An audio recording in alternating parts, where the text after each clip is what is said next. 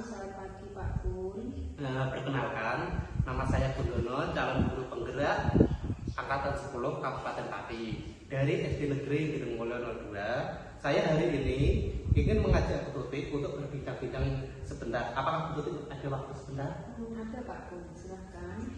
Saya di sini akan melakukan percakapan 3 sesi yang meliputi pra-observasi, observasi, dan pasca observasi yang nantinya akan didampingi oleh pengajar praktek ya Bu. Iya Pak. Tujuan dari supervisi ini adalah untuk melihat dan mengevaluasi pembelajaran yang akan dilakukan, dan pada hari ini kita akan melakukan langkah pra-observasi. Kita melakukannya sebagai persiapan awal sebelum pembelajaran dimulai, agar kegiatan pembelajaran yang akan dilaksanakan nanti menjadi lebih maksimal melalui percakapan ini ya Bu. Oke Pak Kun. Nah, di sini ada beberapa pertanyaan yang akan saya ajukan kepada Bu Tutik. Yang pertama, apa tujuan pembelajaran yang akan dilakukan? Tujuan pembelajaran yang nantinya akan saya sampaikan untuk yang pertama, anak bisa mengetahui dan menjelaskan apa saja yang termasuk dalam gangguan pada penglihatan mata. Untuk tujuan pembelajaran yang kedua, nanti anak bisa mengetahui apa penyebab sehingga terjadinya gangguan pada mata. Itu saja Pak Kun. Oh begitu ya Bu. Berarti siswa mengerti tentang gangguan pada penglihatan lah Bu, intinya. Iya betul. Yang kedua Bu, area pengembangan yang ingin dicapai saat pembelajaran tersebut itu apa? Untuk area pengembangan ada dua. Untuk yang pertama, pengembangan intelektual, di mana nanti ketika saya menyampaikan materi, anak bisa memahami dan bisa menerima materi yang saya ajarkan dengan baik. Untuk yang kedua, untuk pengembangan sosial emosional, di mana nanti dalam pembelajaran saya bisa mengontrol emosi anak, saya juga bisa mengamati sosial anak kepada teman yang lain dalam ketika anak di dalam kelompok, mungkin kadang di kelompok kan ada yang sangat bisa untuk kerjasama dengan yang lain, mungkin ada juga yang sibuk sendiri, ada juga yang bisa berinteraksi dengan yang lain dengan baik. Itu saja Pak. Oke Bu. Untuk mempermudah dalam hal menyikapi tersebut, strategi apa yang akan diterapkan? Ya, untuk strategi pembelajaran yang nantinya akan saya gunakan, yang jelas yang pertama saya akan mempersiapkan semuanya mulai dari media pembelajaran, bahan ajar, modul ajar, yang nantinya juga akan saya lengkapi dengan LKPD. Untuk media pembelajaran yang saya gunakan nanti adalah berupa video pembelajaran yang dimana di dalamnya ada ringkasan dari materi yang nantinya saya sampaikan, dan supaya anak bisa lebih semangat dalam mengikuti pembelajaran dari saya, mungkin di sela-sela apa yang saya sampaikan nanti ada lagu-lagu yang masih berkaitan dengan yang saya sampaikan. Mungkin dengan saya membuat lagu dari materi yang saya sampaikan, anak lebih ingat, lebih paham, dan mungkin besok-besok seandainya saya mengajukan pertanyaan tentang materi itu lagi, anak bisa langsung cepat menjawab. Oke, wah lengkap sekali Bu. Yang selanjutnya Bu, kira-kira kapan pelaksanaan dari pembelajaran tersebut? Untuk pelaksanaannya nanti saya laksanakan pada tanggal 12 Agustus ya. Itu hari Senin. Berarti Senin depan ya Bu? Iya, Senin depan. Oke. Terus masuk ke jam berapa ya Bu? Itu Mungkin akan saya laksanakan di jam ke-7 dan ke-8. pada saat pelajaran di kelas itu ya? Iya. Oke. Nah, berarti ringkasannya Bu Tutik menggunakan media video pembelajaran, modul ajar, dan lagu-lagu yang memberi semangat tentang materi serta LKPD untuk mengukur pengetahuan peserta didik. Semoga di pertemuan Senin depan saya dapat melihat secara langsung Bu Tuti mengajar. Saya mau menuju pada Bu Tuti untuk melihat dan mengevaluasi secara langsung pada saat proses kerja pembelajaran tersebut. Terima kasih atas percakapan hari ini Bu Tuti. Sama-sama Pak Kun. Sekali lagi terima kasih. Semoga lancar dan mendapatkan hasil yang maksimal dalam proses pembelajaran nanti. Amin. Oke, terima kasih Bu. Sama-sama.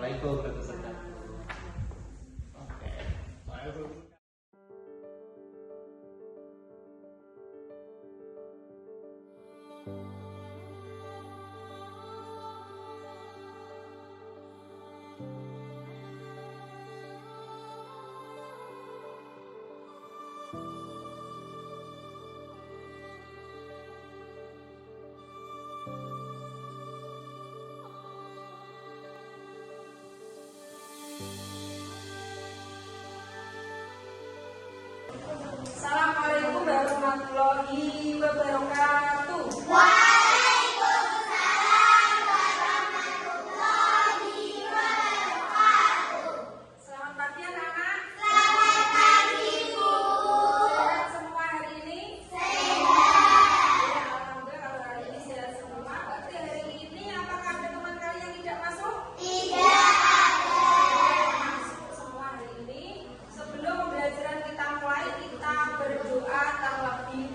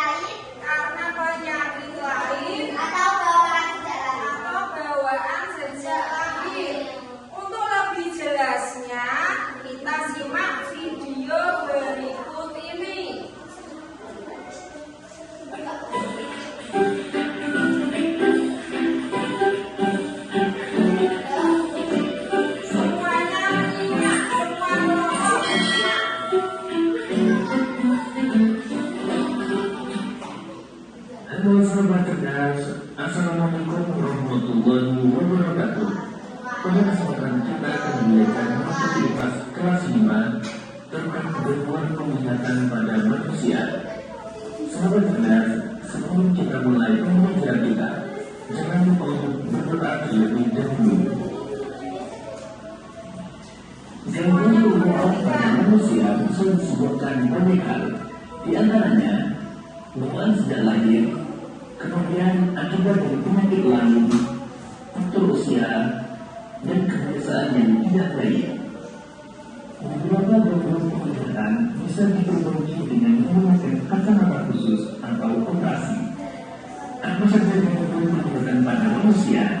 Yuk kita melihat lebih lanjut. Gangguan penglihatan yang pertama adalah rabun jauh atau miopi. Rabun jauh merupakan ketidakmampuan mata melihat pengenal jalan jarak jauh secara jelas. Rabun jauh terjadi karena mata tidak dapat memfokuskan cahaya pada pengakuan semestinya, yaitu rabun mata. Berikut ini perbedaan antara bayangan dan mata normal pada penderita rabun jauh atau miopi. Pada mata normal, bayangan jatuh tepat di retina. Pada penderita rabun jauh, bayangan jatuh di dekat retina. Penyebab rabun jauh antara lain perilaku tidak sehat seperti membaca sambil tiduran, membaca dengan penerang dingin, terlalu lama melihat layar televisi, komputer, telepon pintar atau handphone, melihat layar atau buku terlalu dekat, kemudian kurang mengonsumsi makanan yang mengandung vitamin A. Selain itu, juga dapat disebabkan karena faktor keturunan. Penderita rabun jauh dapat dibantu dengan menggunakan kacamata minus atau kacamata dengan lensa cekung. Gangguan mata yang kedua adalah rabun dekat atau hipermetropi. Rabun dekat atau hipermetropi merupakan ketidakmampuan mata melihat benda dalam jarak dekat secara jelas.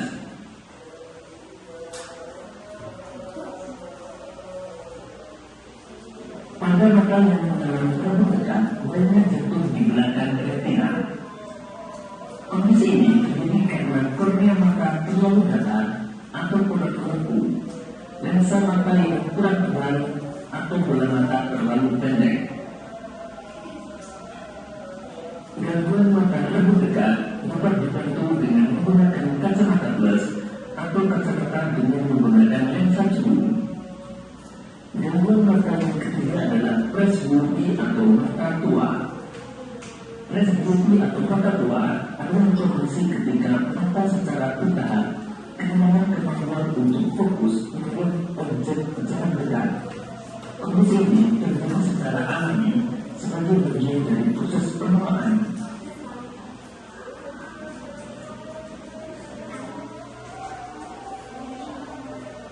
Presbyopia atau mata tua terjadi akibat pertambahan usia yang membuat otot lensa mata yang tidak lagi elastis. Seiring bertambahnya usia, elastisitas lensa dan otot-otot di sekitarnya mulai berkurang, sehingga membuatnya lebih kaku. Akibatnya, kemampuan lensa dalam memfokuskan cahaya dari objek yang berjarak dekat akan terganggu dan objek tersebut akan tampak buram. Gangguan mata presbyopia dapat dibantu dengan menggunakan kacamata berlensa mata atau bifokal yang terdiri dari lensa cekung dan lensa cekung. Gangguan mata yang keempat adalah mata silindris atau astigmatisme. Mata silindris merupakan kondisi kelainan lingkungan pada kornea menyebabkan cahaya yang masuk tidak fokus pada retina. Berikut ini perbedaan kornea pada mata normal dan pada penderita mata silindris atau astigmatisme. Astigmatisme atau mata silindris adalah tetap mata ketika cahaya yang masuk ke mata tidak berpusat dengan sempurna karena cahaya tidak dapat menghubung pada daerah selaput benih. Penderitanya tidak bisa membedakan iris tegak dengan benih datar. Gangguan mata psikologis atau astigmatisme antara lain yang pertama kebiasaan buruk, misalnya membaca atau menonton televisi dengan posisi miring. Kedua, membaca dan menonton sebagai hiburan. Kemudian faktor keturunan. Gangguan mata psikologis bisa bergantung dengan penggunaan kacamata psikologis. Menuju dan bisa cerdas mengajarkan kita tentang gangguan pemeliharaan pada manusia. Itu tadi video materi tentang gangguan penglihatan pada mata kita. Oke, kalau tadi yang benar-benar menyimak, mendengarkan bisa menjawab pertanyaan. Siapa yang bisa menyebutkan gangguan-gangguan pada mata kita dari kelompok Laila? Dua saja. Miopi atau rabun jauh. Yang pertama miopi atau rabun jauh. Miopi atau rabun jauh itu ada kelainan pada mata kita tidak bisa melihat benda-benda yang letaknya jauh. Ya. Miopi atau rabun jauh, kita tidak bisa melihat benda-benda yang letaknya jauh. Dan itu bisa dibantu dengan menggunakan kacamata yang berlensa minus. Ya, atau biasa kalian mengenalnya kacamata min.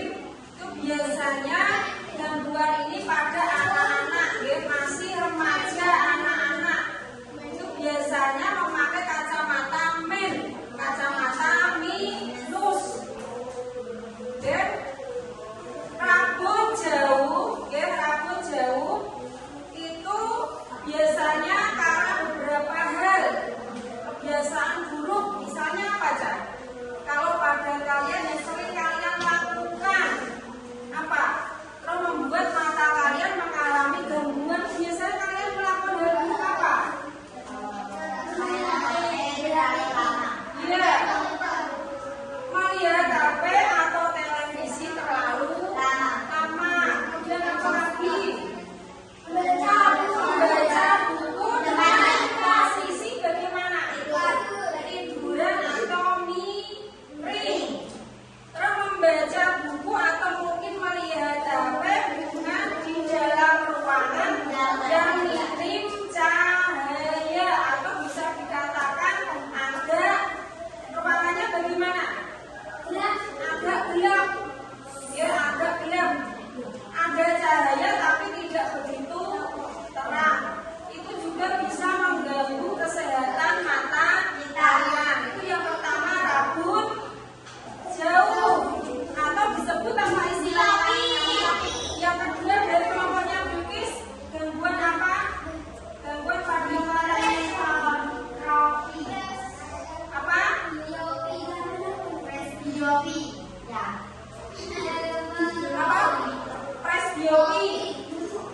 Presbiopi atau disebut apa biasanya? Apa? Rabun tua ini, kalau rabun tua itu biasanya dialami orang yang sudah usia, sudah tua. Untuk rabun tua itu tidak bisa melihat benda yang dekat maupun jauh, jadi bisa dibantu dengan kacamata yang berlensa rangkap, ionia negatif dan juga positif rangkap, karena dia tidak bisa melihat benda dengan jarak yang dekat maupun jauh. Ya, jadi kacamatanya ya double, ya, minus dan apa aja? Negatif dan positif, karena dia double. Terus yang ketiga dari kelompoknya Siska, gangguan penglihatan mata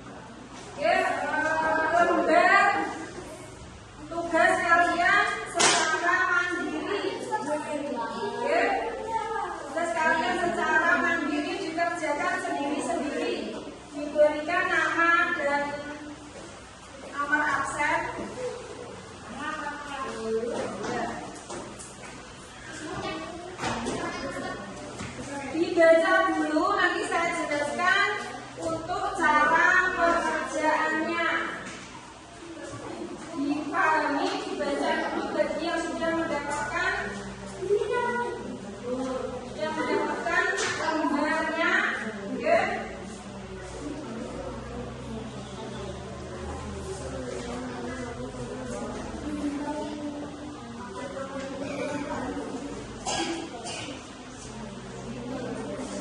Sudah semua deh, coba diisi nama, nomor absen sudah.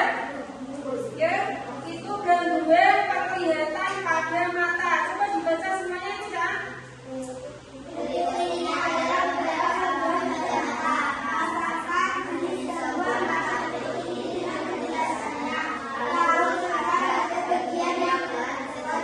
Oke, itu ada isian yang diberi garis bawah. Kamu isi sesuai kata yang ada di atasnya, tidak memilih terus disalin di bawahnya ya. Ya, ya waktunya hanya 10 menit dari sekarang.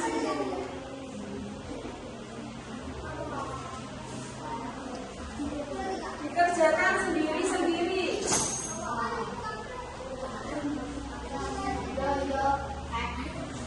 Sudah diisi semua?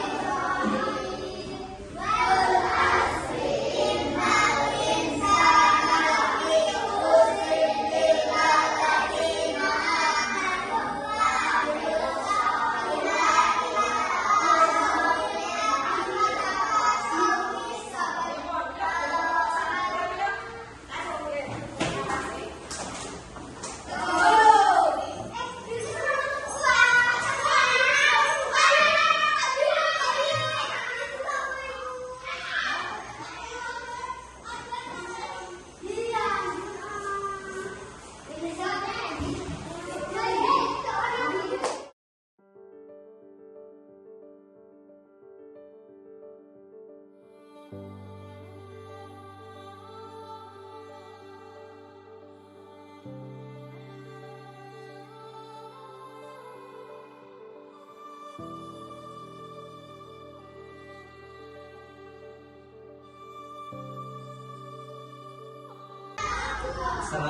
warahmatullahi wabarakatuh.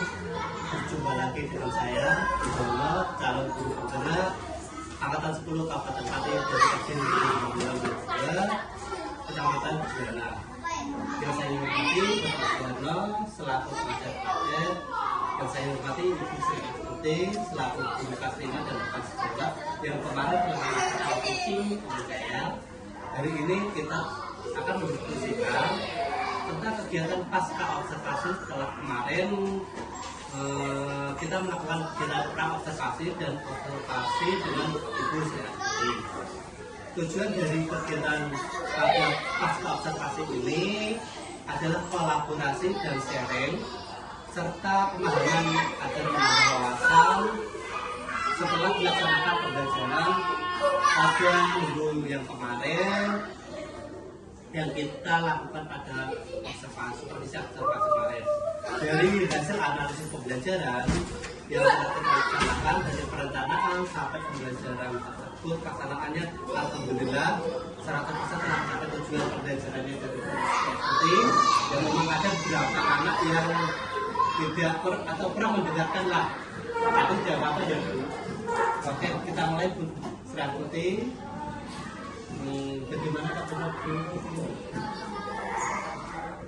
Bagaimana perasaan itu setelah melaksanakan pembelajaran kemarin?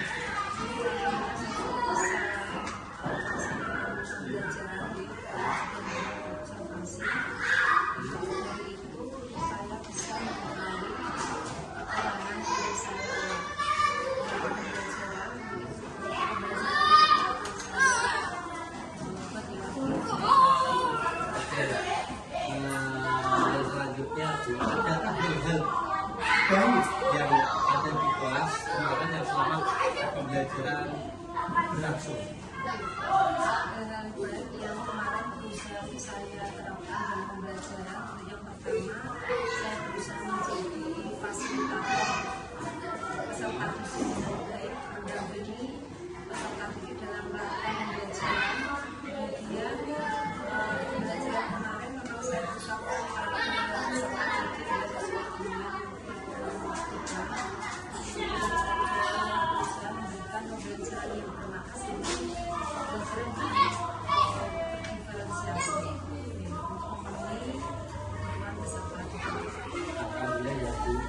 saya juga melihat saat itu menurut saya pribadi setelah dia sangat aktif sekali pembelajaran, banyak yang bertanya dan menjawab, ada hubungan antara murid dan muridnya. Pembelajaran lah juga lebih berpusat pada murid dari hal pelaksanaan pembelajaran kemarin itu. Hal apa yang dilakukan?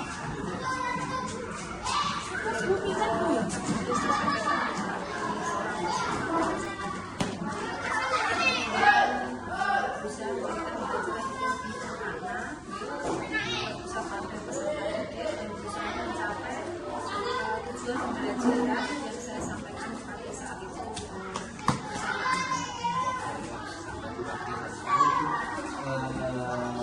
kira-kira Bu, pembelajaran diferensiasi dan sosial emosional apa yang diinginkan dari pembelajaran kemarin? Pembelajaran diferensiasi kemarin memang saya berusaha untuk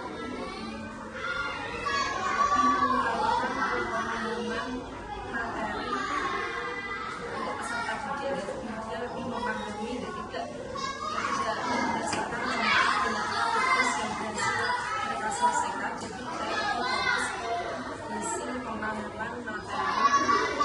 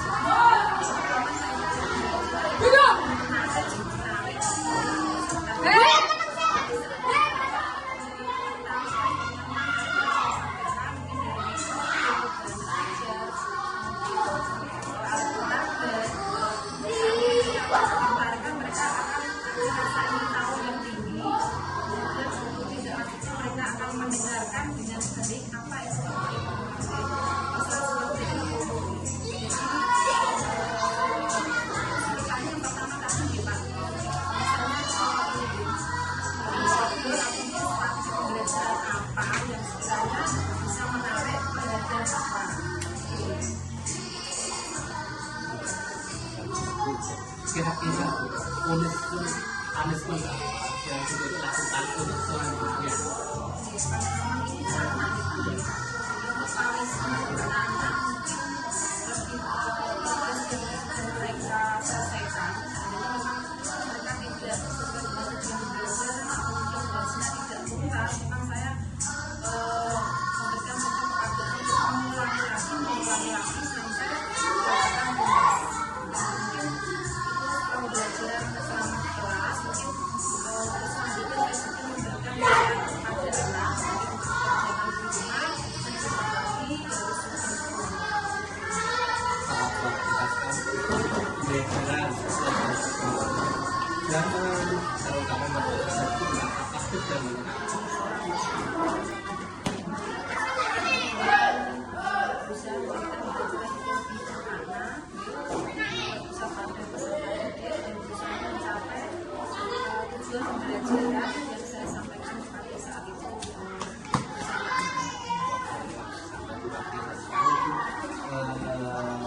Kira-kira Bu, pembelajaran diferensiasi dan sosial emosional apa yang diinginkan dari pembelajaran?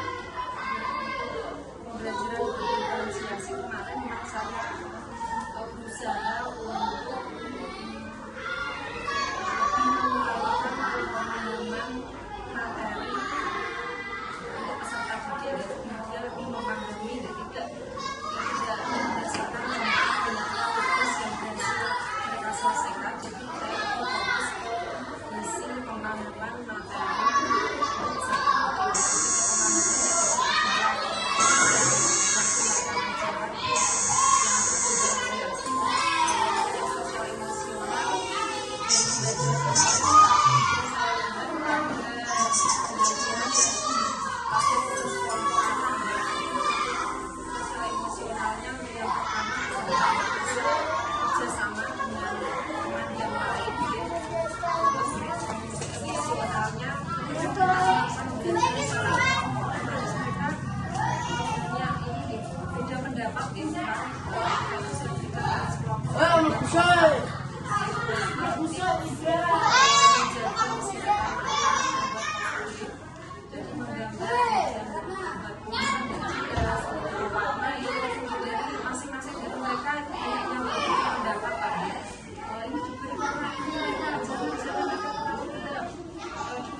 Supaya tulisan itu lebih senang belajar nih, agar mereka bisa mengatasi emosi mereka masing-masing ya. Jadi mereka bisa menentukan satu keputusan beri warna apa dan oke semuanya setuju. Jadi emosionalnya mereka sudah tertarik dalam belajar. Peserta didik aktif, berbaik, saling mengontrol dan terutama peserta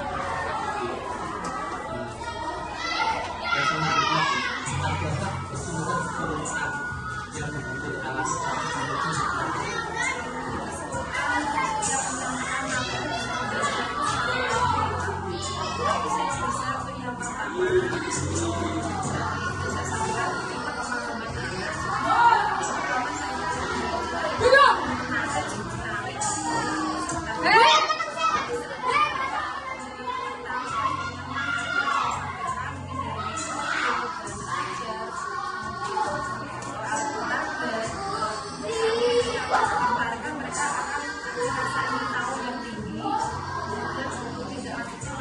mendengarkan dengan baik apa yang sudah informasi bisa seperti itu. Jadi yang pertama tadi Pak, misalnya soal ini pembelajaran apa yang sekiranya bisa menarik perhatian siswa.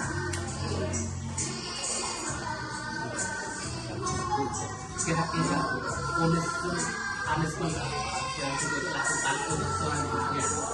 Pertama ini anak itu punishment anak mungkin lebih dan mereka selesaikan. Jadi memang mereka tidak sesuai dengan yang belajar atau mungkin tugasnya tidak tuntas. Memang saya memberikan satu penghargaan untuk mengulangi lagi sampai dilakukan tuntas. Mungkin itu pembelajaran selama di kelas. Mungkin selanjutnya saya juga memberikan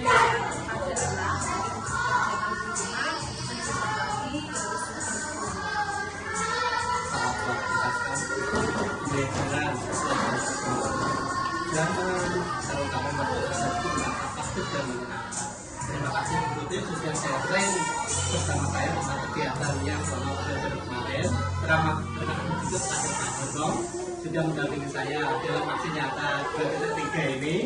Semoga kita dari kehidupan kehidupan kita.